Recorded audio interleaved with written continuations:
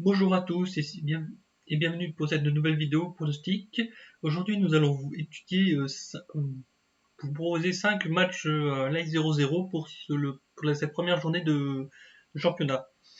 Donc, nous allons commencer par le premier match de Ligue 1 entre Strasbourg et Monaco. Donc, on peut estimer que les deux équipes sont, par rapport à l'année dernière, sont pas de même force. Mais quand on regarde l'historique entre Strasbourg et Monaco, on peut voir que sur les dernières rencontres, il y a toujours eu des buts. Donc le but, c'est vraiment qu'on puisse avoir au minimum un but pendant le match. Et c'est vrai qu'en ce moment, ça a l'air d'être en faveur de Strasbourg ces derniers temps. Ensuite, le deuxième pronostic que je vais vous proposer, c'est en Angleterre, cette fois-ci pour la journée de samedi, entre Everton et Chelsea. Donc on peut voir que on va regarder à peu près ce que ça donne la confrontation en head-to-head. Et on peut s'apercevoir que il y a toujours relativement des buts. Il y a eu une série de 2-0-0 en 2018-2017 que nous n'allons pas prendre en compte. Nous, on prend en compte que les matchs des 3 dernières années. Donc on peut voir que sur les 3 dernières années, on peut voir qu'il y a toujours eu des buts entre Everton et Chelsea. Surtout que Everton a fait une très mauvaise saison et ont failli être relégués l'année dernière. Et Chelsea qui est vraiment dans le top 4 des meilleurs clubs anglais. Donc on peut voir qu'il y a la probabilité qu'il y ait un but dans cette première journée de Ligue 1 est vraiment très très très forte pour Chelsea. Ensuite, pour la journée du dimanche, nous allons commencer par le match Toulouse-Nice.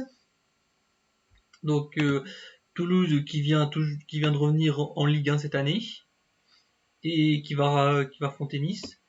Et normalement, vu que Nice a l'air d'être grand favori pour ce match, il faut savoir que sur les dernières confrontations, il y a toujours eu des buts. Et la dernière fois qu'il y a eu un 0-0, ça date d'il y a très longtemps en tout cas. Donc bien avant 2014 en tout cas. Donc c'est plutôt une confrontation où les deux équipes sont en voie. Ensuite, pour le quatrième pronostic, j'ai pris le match Manchester United contre Brighton. Après la saison calamiteuse de Manchester United, on peut estimer que cette fois-ci, ils vont pouvoir revenir un peu plus en forme que la saison dernière. Et peut-être espérer que Cristiano Ronaldo revienne à Manchester. Donc, on peut voir que Manchester est quand même largement favori pendant cette rencontre.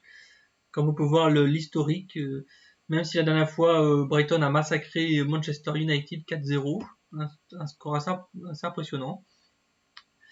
Et généralement, Manchester United gère plutôt bien ses rencontres. Donc on peut espérer qu'il y a facilement des buts. Qu'il y aura au minimum un but, donc la cote est plutôt bien payée pour ce match. Et enfin, le dernier match, c'est Angers-Nantes. Donc, une confrontation assez équilibrée entre les deux équipes. Même si je donnerais plutôt un avantage pour le club de Nantes. Après, c'est vrai que Angers est à domicile, donc on peut peut-être espérer voir une victoire de Nantes. Mais nous, ce qui nous intéresse, c'est vraiment le fait est-ce qu'il y a des buts ou pas. Et on peut voir que sur les dernières confrontations, il y a toujours eu des buts. Depuis plus de moins que la dernière fois qu'il y a eu un 0-0, ouais, c'était en 2015. Donc ça commence vraiment à remonter il y a très longtemps. Donc voilà. Donc ensuite, au niveau des cotes, moi là, les cotes sont là. Donc on peut voir que pour le match de Strasbourg-Monaco, la cote est à environ 1,07. La cote pour le match Everton-Chelsea est à 1,074. Pour le match de Toulouse-Nice à 1,065. Pour le match de Premier League, Manchester United contre Brighton est à 1,071. Et le match Angers-Nantes est à 1,083. Donc c'est les codes que j'ai saisis directement via le meilleur bookmaker au monde qui s'appelle Orbitix. Donc si vous voulez avoir accès à cette plateforme, veuillez me contacter directement via mon adresse mail thomas@planetparisgagnant.com et je vous expliquerai comment faire pour vous inscrire directement via sur Orbitix. Ensuite, on peut voir que sur les 5 matchs, le pourcentage de perte est inférieur à 8%, donc ce qui est parfait pour cette confrontation. En tout cas, si vous avez des questions, n'hésitez pas à me les poser directement via l'espace commentaire. Et on se dit à très bientôt pour de prochains pronostics.